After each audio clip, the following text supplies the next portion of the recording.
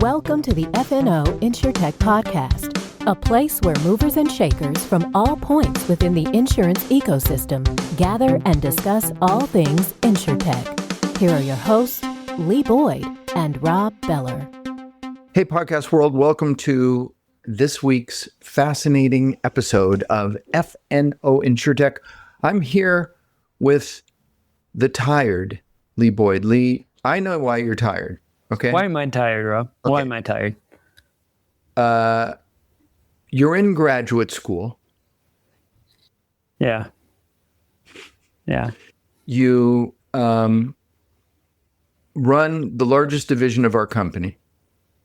There's some stuff to do. Yeah. You have 3 teenage children. That is true. You have a wife who's a spark plug. Yeah. And you try to take care of yourself in between. I do. I try to run, try to be healthy. There's a lot to do. All the things up, and I mean, like, you go to all your kids' things. You're there. You're the involved dad. I'm the involved dad. Yeah. So if you add all those hours up in a day, that's like 37. It's sometimes more than exists in a day. That is true. And sometimes I get a little tired. And sometimes I drink a lot of coffee. And today I haven't had enough coffee. Just drink a lot. Yeah. Just drink a lot. Sometimes I have a lot of coffee, and today I haven't had as much coffee. Therefore, I am a little bit tireder today, but I will bounce back and I will be just fine. Well, we're glad you're with us today. Thank you. That's very nice. Even though you're not going to be on the podcast, correct? I am not on the podcast. It seems as though once we hit the 300 mark that I've made one and you've made one, and we're not starting out strong on our 300 number. Soon we'll work it out. Yeah. Well, it's too bad you're not going to be here because we have a really super interesting episode today. We have Eran Tirer, the founder and CEO of Ledgertech. Eran is a fascinating man. He's an attorney. He's a graduate of the Israeli Military Software Engineering Academy. And he's a brilliant technologist and a brilliant businessman who's had some very noteworthy exits in his time. But he's a serial entrepreneur, like so many of the people that we see come out of Israel, and out of the Israeli military into a number of different verticals, including insurance and InsureTech. And any of you who listen to this podcast a lot know that there's many InsureTech companies that flow from Israel one way or another, no matter where they're currently located today. And today we have Ledgertech, who's one of those. Ledgertech is a platform that is low code, no code, and is really making a splash for the future, a cloud native, secure, low code, no code digital insurance solution. And Eran's going to tell us all about him, which is a fascinating story just by itself, and all about Ledgertech and the noise they're making, including winning several InsureTech startup or new product competitions. So, yeah, I'm sorry you won't. I'm sorry you won't be here to hear about it. You just sold me. I am all in. I cannot wait. I cannot wait to hear this one. I'll be listening. I'll be driving. I'll listen to it. I'll critique you. I'll send you my notes afterwards. But I can't wait to hear it. Okay, and I'll grade you. So you feel comfortable about it, okay? I appreciate it. Let me say this to all of our listeners: if you want to grade Lee Boyd, just send us an email and just put one letter in the email. I'm okay with judgment. Just put A, B, C, D, or F. No, there's no point in even going. Just A or A minus, and then if there's another grade, that's fine. But it won't be because I'm an A. But if you got an A minus, you wouldn't sleep. So of course I would not sleep. Okay. If there's an A minus coming, if there's an A minus, you better have an asterisk with Y.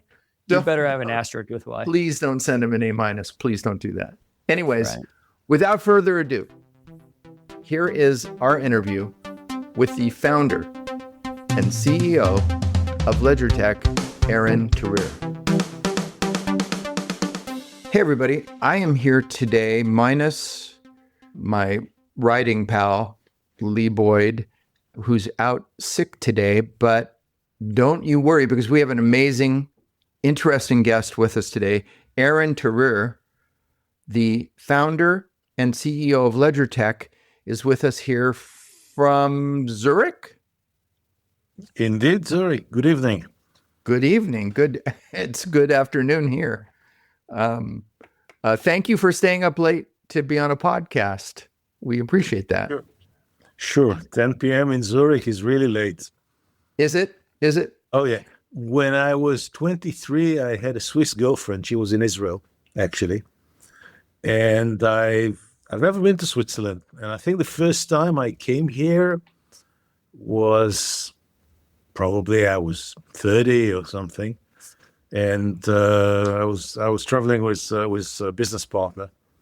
So I didn't know what to do in Zurich. So I called her, asked her, what'd you do in Zurich? She said, you go to bed at 9. That's not true, by the way, but that's the perception of Zurich. So it's a very mellow, easygoing place. Is that what you're saying? It's not a nightlife place? There is nightlife, but you need to be able to find it. Mm-hmm. It's an amazing place. Mm-hmm. Nice, safe, organized.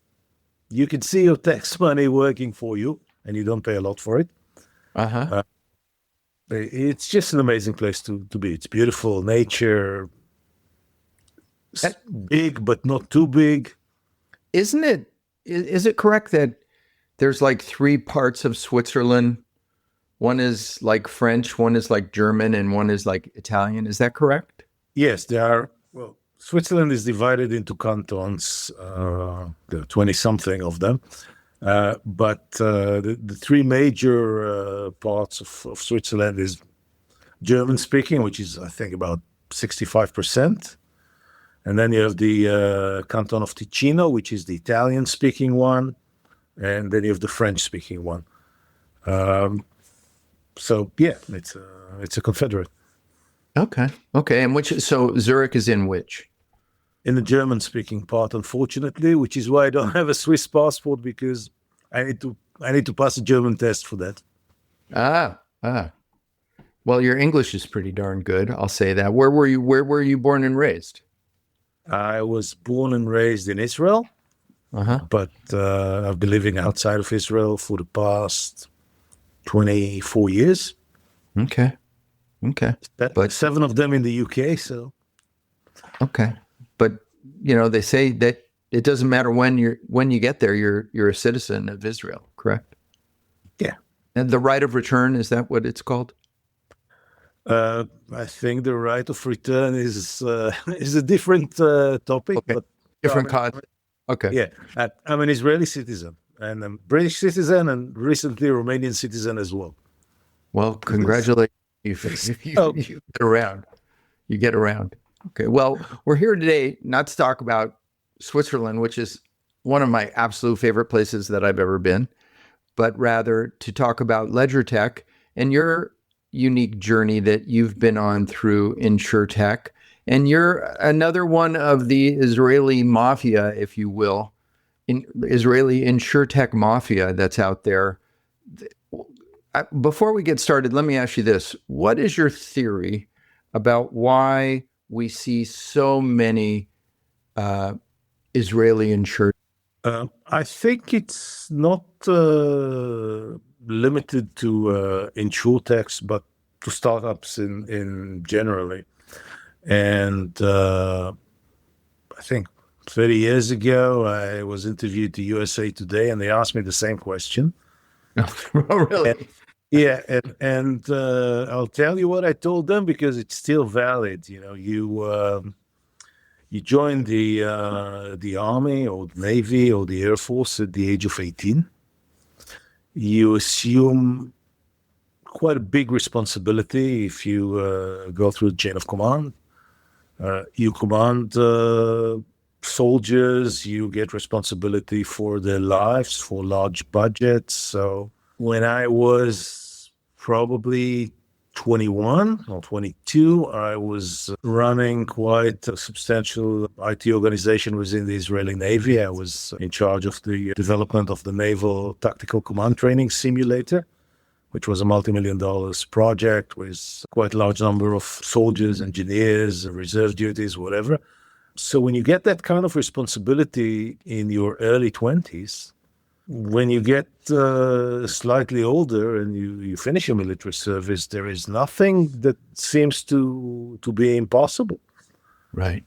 I think. And you see it, a lot of the high-tech entrepreneurs basically take what they learn in their military service and university and whatever, and they find a civilian implementation for that. I did it when I was doing command and control applications and geographic information systems. The guys who founded Checkpoint did it with firewalls, which was a technique was used in the army way before it came to civilian life, and you get it in various places. So I also think it's part of our culture in terms of being argumentative, not accepting no as an answer. You can see it by the way Israeli drive. Or if you want to call it driving. Look, my wife says that when I get back from Israel, I drive much more aggressively than normal. Well, and part of my life I spend on a nice Greek island called Lesbos. That's where I started Ledgertech, and we'll talk about it later. And in Lesbos, there is a different pace to life. People. It's an island, so time is more fluent. And we live in a village called Plomari, where they make the best ouzo in the world. Unfortunately, I prefer whiskey or brandy, so I don't get to enjoy the ouzo part. But there is kind of a relatively narrow street that crosses the village. And there is always not a traffic jam, but, someone coming uphill, someone coming from downhill, and one has to back off. Or sometimes they just stand in their cars and speak for 5 minutes about important things like where can you get the best calamari or whatever. Or important things. Yes, exactly. And I was thinking to myself, if this was in Tel Aviv, there would be at least 10 stabbings a day. Because people... Now, when I drive there and I see, I don't know, even two old ladies standing in the middle of the street and speak, I would never honk to them. I would just wait patiently until they finish. And if they notice me, they will move. They don't do it deliberately. They just have a different perception of time. But if it happened in Tel Aviv, I would be much more aggressive because you have to. They would be in the hospital. Yeah. Or you, depends on their cousins. Depends if they get their hands on you. Uh-huh. Yeah, exactly. I think that's a great insight, is that, and it's kind of like when you have children. I know you have children. I have children. They're grown children, but it's always your children always find ways to surprise you when they know more than you think they do, or they show a maturity that surprises you, that they're more mature or more knowledgeable than you give them credit for. And I think that's very true with, like what you're saying in Israel. They put young people into positions that here you'd have to be in your 40s, right? Exactly. The U.S. But there, they not only do they do it in their 20s, but they're ready. Yeah. They're ready, and they embrace it, and they run with it, and it works. I mean, you only need to look at the history of the country to see that. And I think that's a great insight. Yeah. And through all the episodes we've had where we've had Israeli founders on, the absolute common thread is their time that they served in the armed forces. Yeah. Yeah. Well, that definitely helped me. My first startup I did when I was 17, prior to the to joining the Navy.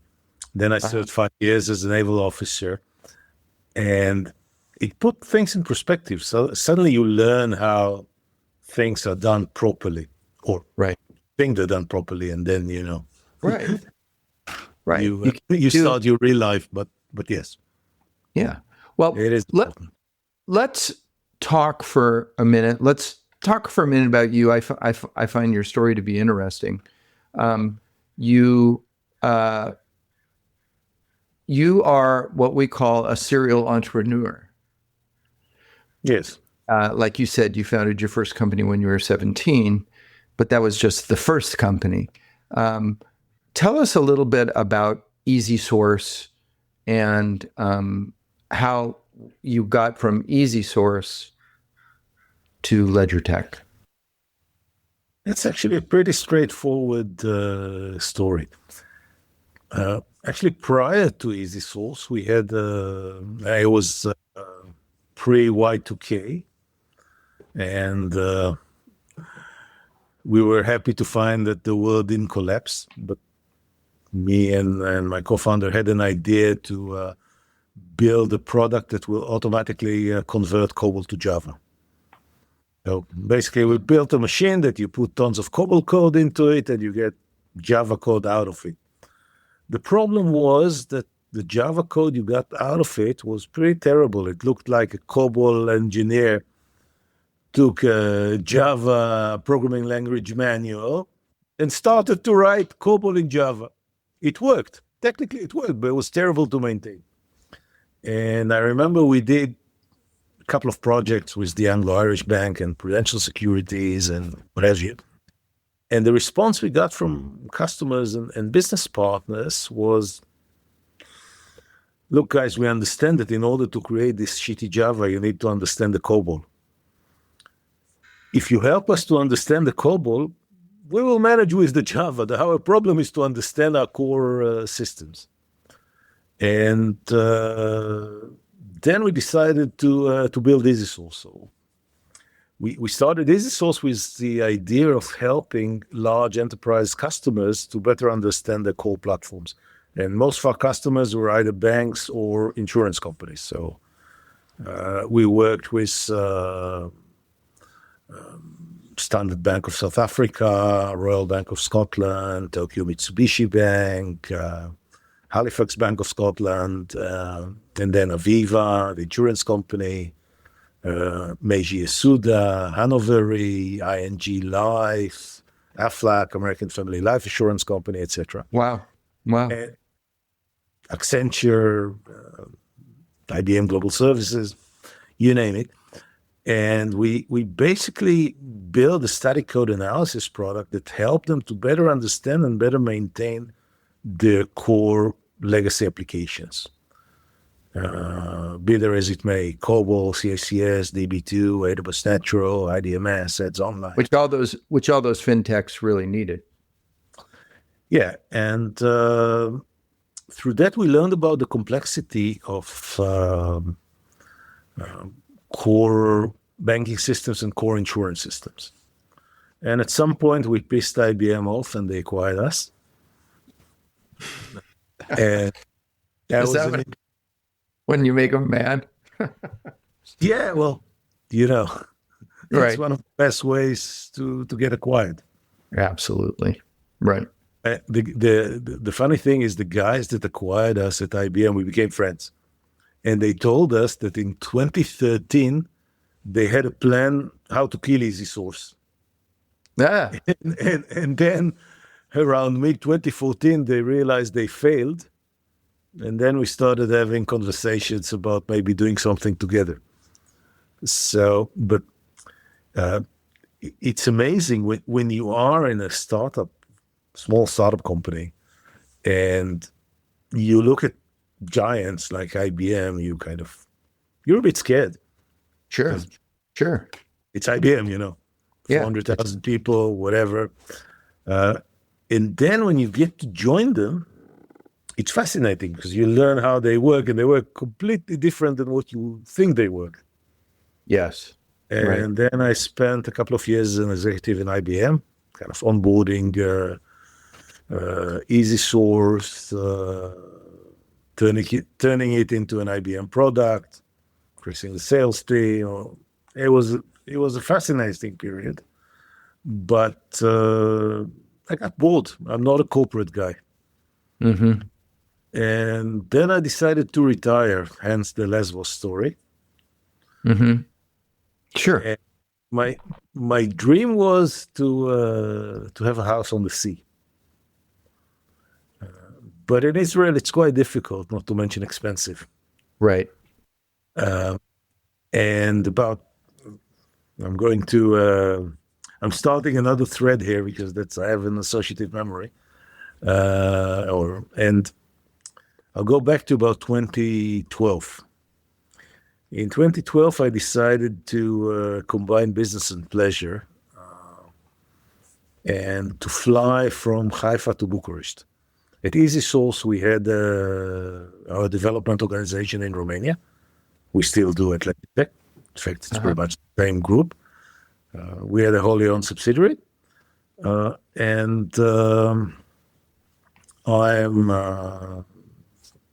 fly as a hobby. I'm a pilot.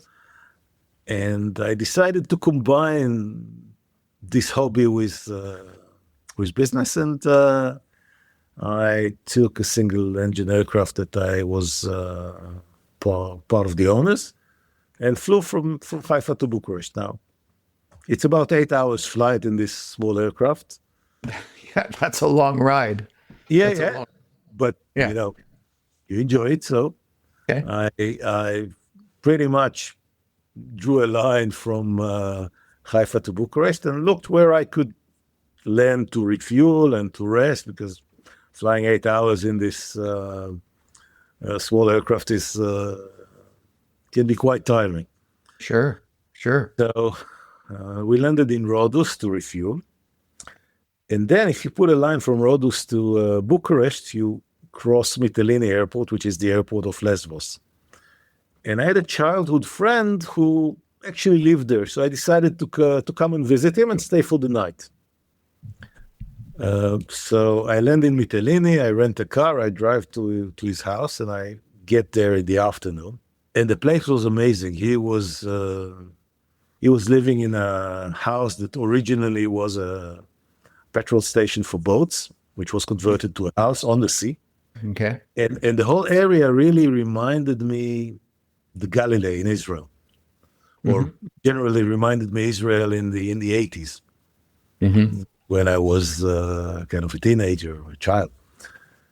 And I fell in love with this place, and I said to myself, at some point, I will build a house here. But in order to do that, I needed a bigger aircraft that could fly directly to Lesbos without landing in Rhodos. So one of the first things I did after selling the company to IBM is to buy some land there. And after a couple of years in IBM, I decided to retire. I had enough. I didn't see myself part of the corporate culture, especially because it's very difficult to make decisions. And the beauty of running a startup is that you have to make decisions fast. Yes. And when you look at flying, for example, you have to make decisions, otherwise you're dead. And my flight instructor once told me that, in certain situations, you have to make a decision and stick to it. Even if it's a bad decision, you can fix it later. But you cannot hesitate. You cannot not make a decision. Right. And that's one of the issues that large corporates have, because people have a tendency not necessarily making decisions because they're afraid to make mistakes. So if you don't take decisions, you don't make mistakes, at least in theory. Anyway, long story short, I moved to Lesbos, started to build my house. Got bored after a few weeks, so I started to buy land around and decided to be a real estate magnate. The issue is that, I needed an excuse to tell my kids. I couldn't just tell them that I'm sitting on the beach and eating in a different taverna every day. I had to do something. And I thought real estate would be nice. You build something. The issue with real estate, it's very slow. And in Greece, it's even slower. Mm-hmm. Sure. So, are you familiar with the term mañana in Spanish? Yes, I am. So in Greek, there is avril, which is like mañana, but without the sense of urgency. So anyway, after about 2 months of being a real estate magnate, I really got bored of this. And then I had an idea. And I was debating between doing digital insurance and digital banking. Now, I couldn't figure for the life of me how to make money in digital banking. I think pretty much the only company who managed to do it is Revolut, not to mention the complex regulatory environment. So I decided to go for insurance, which I knew better because I had more insurance customers. I've been working. I was helping CIOs and CTOs for about 15 years before starting Ledgertech to basically understand and manage the core policy admin platforms. You'd had an education in it. You were an insurance professional, really, of sorts. Ish. An amateur, right? I understand how the insurance business worked from a technology perspective, but less from a business perspective, because at EasySource, our focus was mainly on the technical side. So how to manage insurance platforms properly from a technical standpoint, not necessarily from the business standpoint. So I had a certain view of the insurance industry, which was good, but not good enough. And we'll get to it later. So I pretty much went back to my previous customers and business partners. And I asked them, what's the biggest challenge that you have? And they all told me time to market, the time it takes us to create new digital insurance products or new insurance products at all, is about 12 to 18 months, which is a lot. It's also costing us a lot of money. We need to put a lot of resources, cost of ownership. It's very difficult to hire new developers because, let's face it, if you could be a system engineer at Apple, you wouldn't say, I'm going to write COBOL code instead. So they had a lot of challenges, and I like challenges, especially in an area which I understand. So, as the Blues Brothers said, I was putting the band back together. I got my co-founder and CTO of EasySource to join me at Ledgertech, and our development team pretty much finished their retention period at IBM, and I finished the non-solicitation period with IBM. So I pretty much hired them back, and we started to work on the Ledgertech platform. So let me ask you, give us a minute on Ledgertech so we understand exactly, or basically, more accurately, what you guys do. So Ledgertech is an AI-driven, cloud-native digital policy admin system, or digital core system. If I had to say it in one sentence, that would be it. That was very good. We do two things. One is digital transformation, which is our main business, and embedded insurance, which is our way into the market. We started with embedded insurance because if you come to the executive management of an insurance company and you tell them, I have the most modern, advanced core policy admin system, why don't you try it? They'll throw you out the window. Right, I was going to say, they'll show you the door. Yeah. Maybe the window, though. Yeah. When we started Ledgertech, that was the case. Now they all face a challenge that they have to do something with their core platform, with the old legacy platform, not because they would like to, because there's a saying, if it ain't broken, don't fix it. Right. The thing is, it is broken for two reasons. First, AI is being implemented more and more in the insurance industry. Right. And in order to implement AI properly and gain benefits out of it, you need to have access to data. And that becomes difficult on core mainframe platforms. Now, these guys have been used to having a separate digital stack and deal with all the integration and communication problems because they couldn't ignore the internet and mobile and still want to sell insurance digitally. But they do it in a very complicated and expensive way because of the limitation of the core platform. But the two things that started to happen in the last year and a half is the onboarding of AI and the fact that a lot of the peripheral systems that used to be on-prem are shifting to cloud because that's where the vendors are heading. So you find yourself with an on-prem core policy admin system, and everything else has to be in the cloud, which of course causes different problems. So I think last November or early December, I was at the International Insurance Society conference in Rüschlikon in Switzerland at the Swiss Re facility. And there were guys like the CEO of Chubb and the group CEO of Swiss Re and a lot of very senior executives from the insurance industry. And on every panel or every work group or every keynote speech, there was always a very senior executive that said, we have to do something about our legacy core platforms. We've been avoiding it for too long, and now it's affecting our business to the extent that we cannot ignore it anymore. So from a Ledgertech perspective, that's a perfect storm. Now, guess who's here to help? Yeah. Now, when we started, the reason we started was the embedded insurance play, because this is a relatively easy way in. Embedded insurance is probably a very major direction that the insurance industry is heading to. It's expected to get to $700 billion by the end of the decade. Right. I've read that. Yes. Yeah. A lot of it will happen in Asia because the population, the way they use mobile services, insured and uninsured, etc. So this is where the world is heading. And in order to do embedded insurance, you have to respond fast. So you can't allow yourself 12 to 18 months cycle to create new digital insurance products because the lifespan of a distribution opportunity is about 2 to 3 months. Some of these products... That's really that short? Yes. What happened? You mean it wears out after a few months, or the novelty, or everyone else comes into the market? Distribution channels have limited capacity and attention for value-added services. We work with mobile operators as an example. So if they want to do something, they want to do it now. They find it difficult to think about a value-added service that will be available in 2 years. That's not how they work. This is why, and it's a business decision. Now, the decision makers in insurance companies, like the head of distribution or the head of sales or head of marketing, would really like to get the product out in the market tomorrow. Sure. That is holding them back.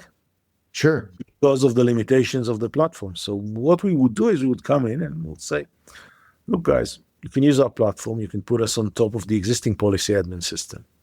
We'll connect you through a set of APIs. You can define the new digital embedded insurance product on the Ledgertech platform in anywhere between 3 to 6 weeks. Have it up and running. And we will use your existing core policy admin system as a system of records. So we'll store financial data there, insurance, whatever you tell us, we'll put there. But we'll manage the life cycle of the new insurance product on the Ledgertech platform, because there we can do more advanced things. Pay as you go, pay how you go, usage-based insurance. Right. Things that are difficult to do on a 30, 35-year-old mainframe platform. Simply because it wasn't there when the platform was designed. If you look at a 30 or 35-year-old legacy core policy admin system, it was actually designed 45 years ago at least, because you don't just start like this. You have to design, develop, test, whatever. So when you designed the system 45 years ago, you were looking at how the insurance industry was working 50 years ago. But the world has changed. That was before the internet, before mobile, before digital, before anything, really. Before anything, yeah. So, and this is what the industry is running on at the moment. And it's very difficult for them to progress and accelerate. And now with the adoption of AI, it became a crucial problem.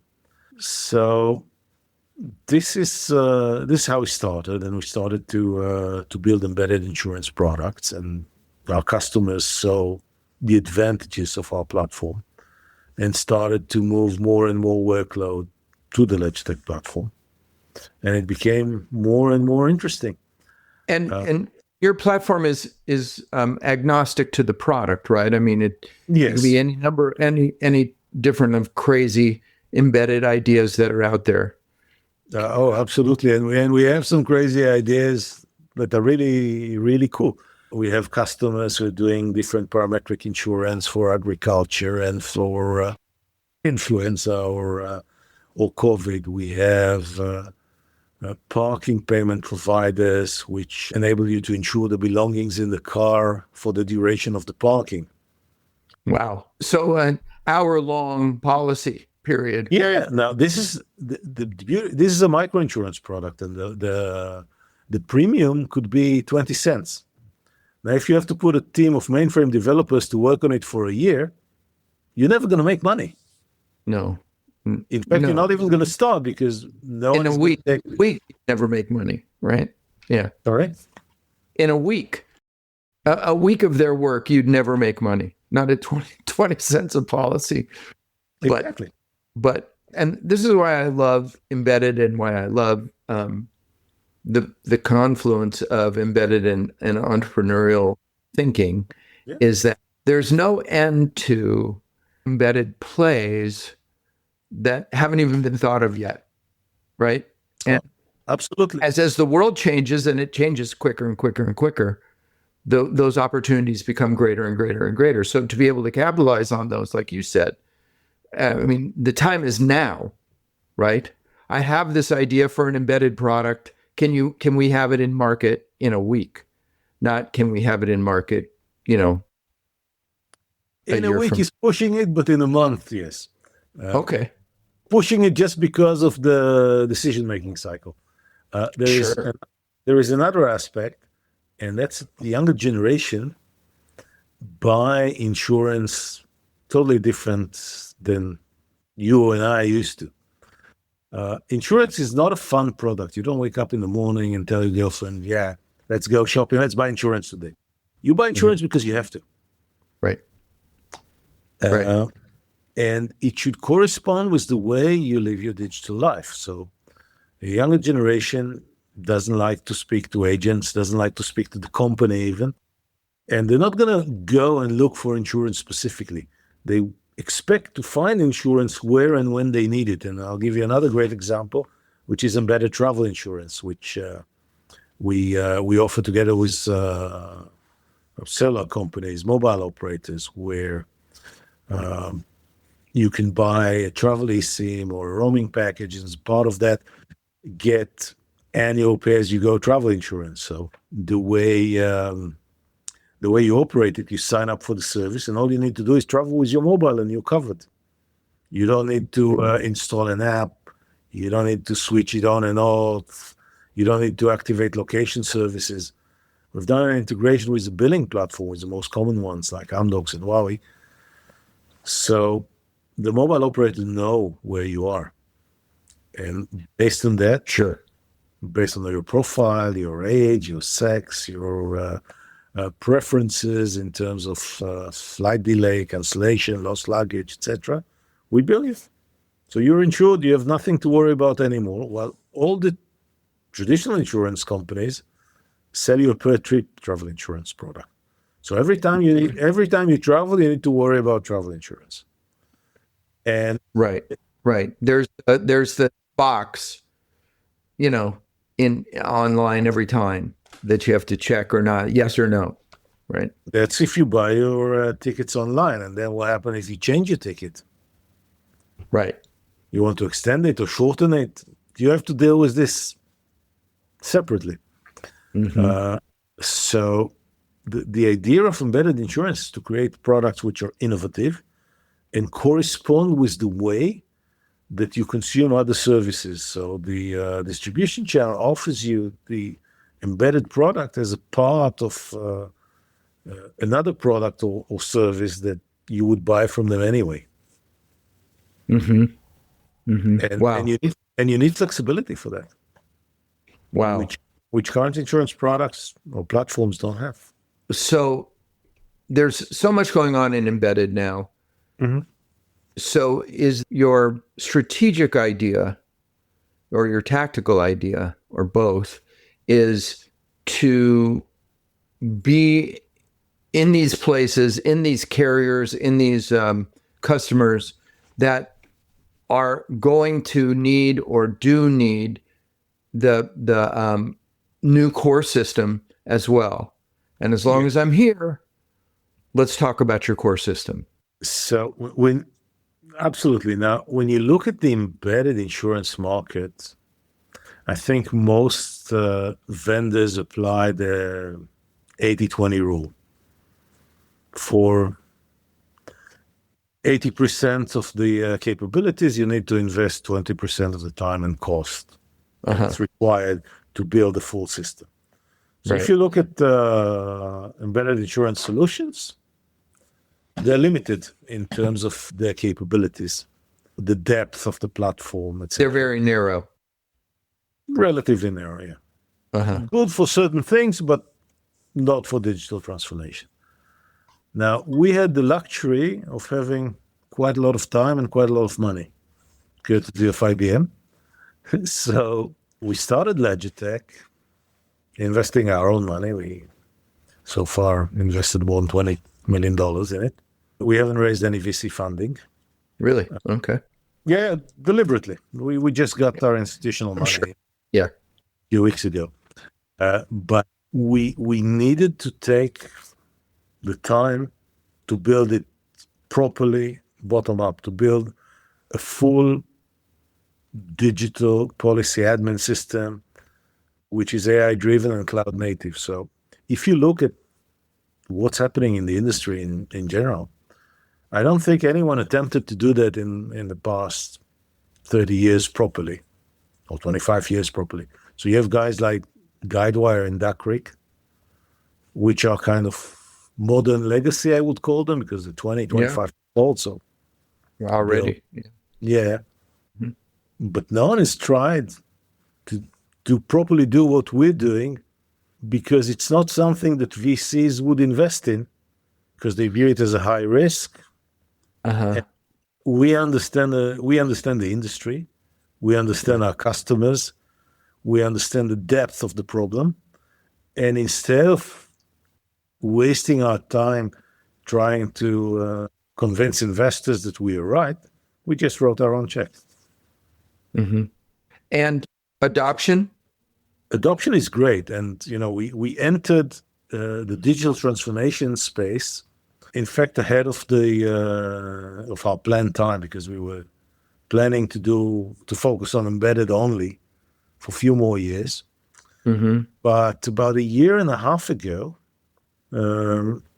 I've met with the largest Israeli insurer, the Phoenix Insurance Group, and I gave them the embedded insurance pitch. And the CIO said, wait, if you can do half as much as you say you can, then we have bigger fish to fry. So basically his vision was to do a complete digital transformation, because they're again an old COBOL-based policy admin system, which was holding them back. And he basically I remember it was August, and basically told me, could you build the equivalent of Next Insurance on the Ledgertech platform in 3 weeks? So I told him no, because it's August and most of my Romanian employees are on holiday. People in Europe do have a tendency to take summer holiday, but I can do it probably in 4 or 4.5 weeks. So we did a pilot, and they liked it. And now it's in production, basically. And we're doing a full digital transformation there. In a year? Or a year and a half? In a year and 3 months. And we're doing it product line by product line. We're not... I mean... That's the beauty of the Ledgertech platform. You don't have to do a big bang. So we run in parallel to the existing core system, and we gradually move more and more workload into our platform.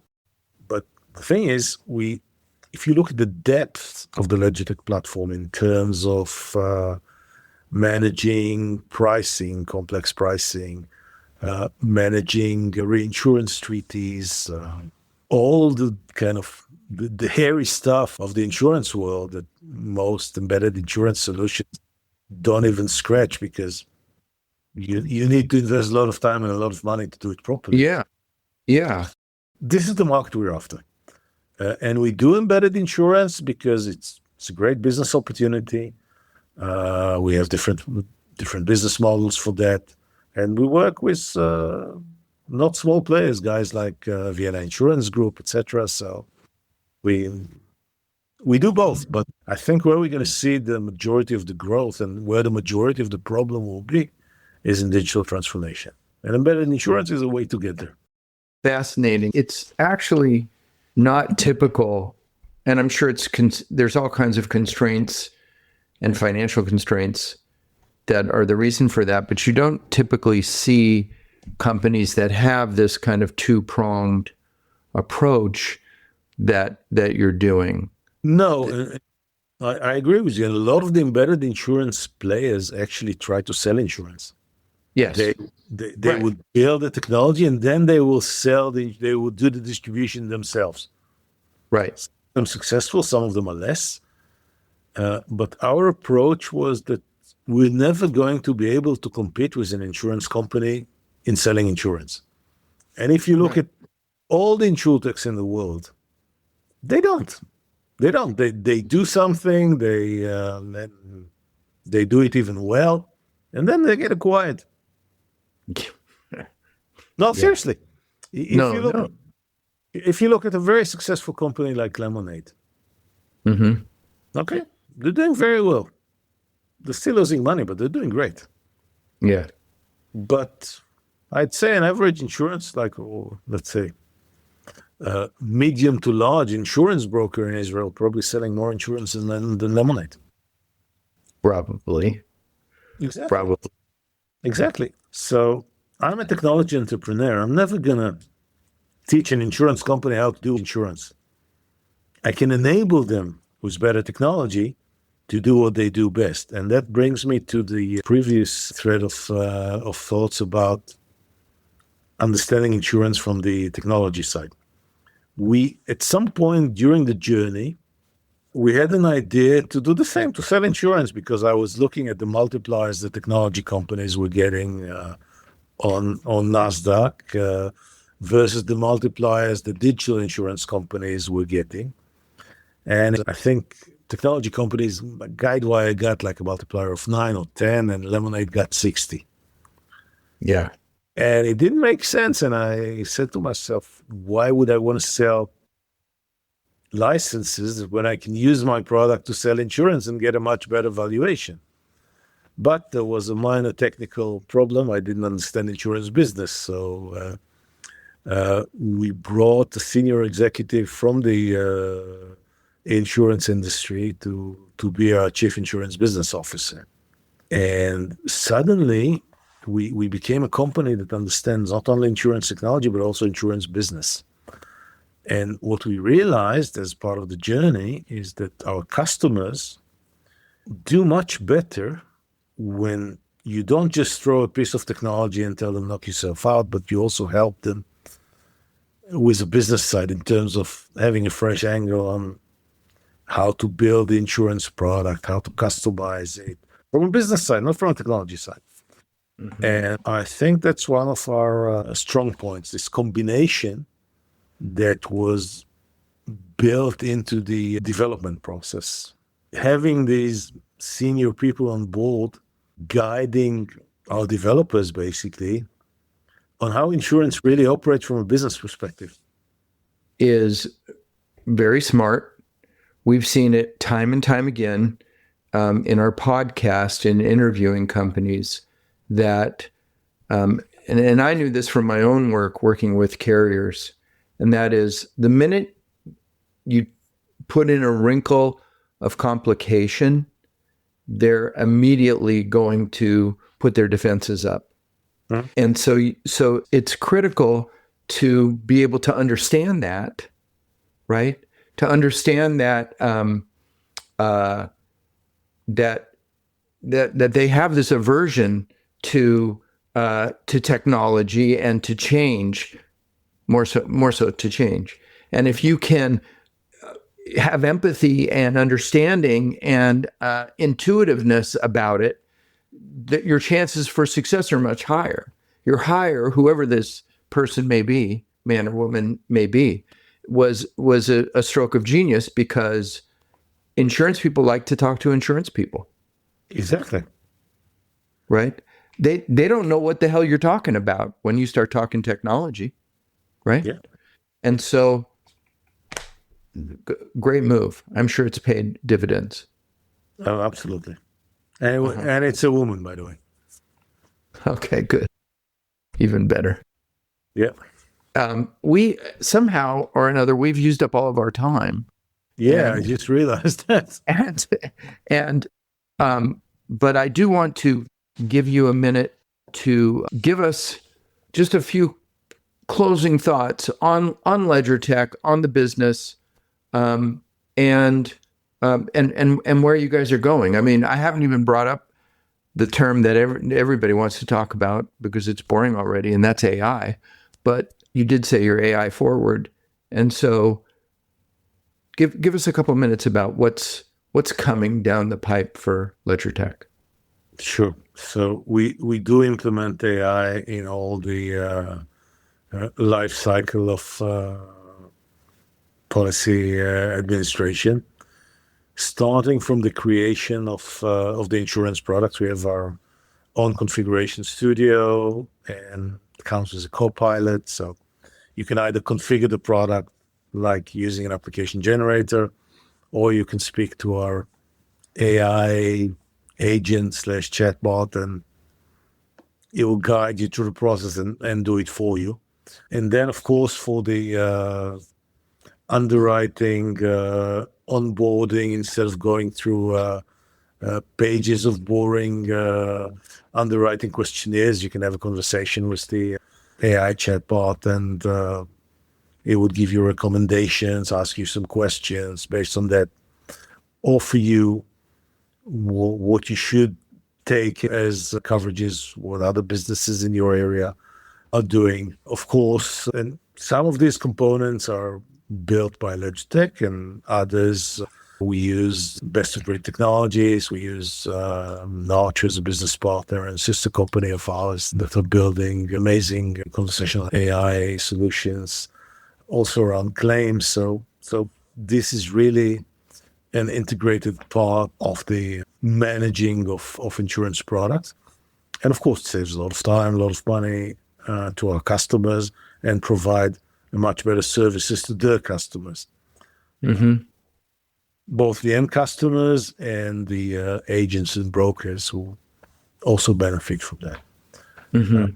And the beauty of having a modern, open architecture is that the integration is really easy and straightforward.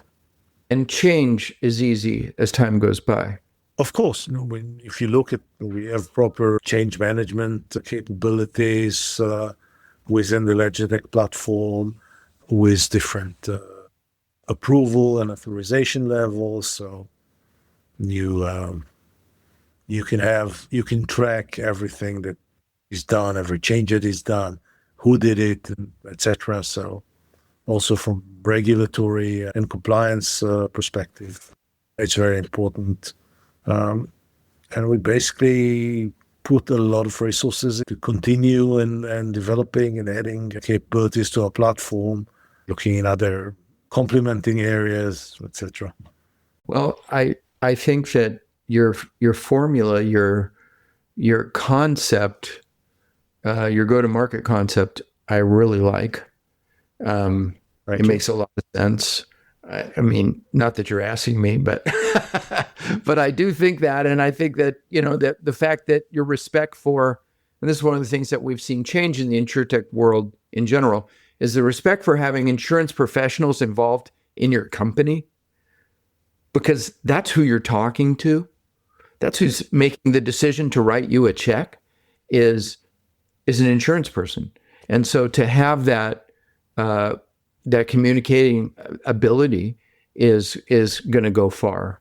And like you said, the world's a big place, right? And here in the U.S., I'll speak as a U.S. citizen here. we kind of lose track of the fact we think that insurance happens in, between the Pacific and the Atlantic Ocean, but it happens everywhere, right? Exactly. And the market is, not only is the market huge, it's getting bigger. And what's getting bigger is all these embedded plays. So it's almost like you know what you're doing. I would hope so. So I'll say Mazel Tov. I'm sorry that we've run out of time. This is the most interesting conversation. I've really enjoyed it. And it was a pleasure. And if I make it to Zurich this summer, of course, you're going to take me out to dinner, but we know we have to do it before 9:00 at night because everything closes. I know a few restaurants that keep the kitchen open till 10. So, but if you come and visit me in Plumari, people only start going out at 10. So okay, that's my style. Yeah, mine too. Well, listen, thank you very much, and we'll look forward to hearing more about Ledgertech in the future. Looking forward. Thank you.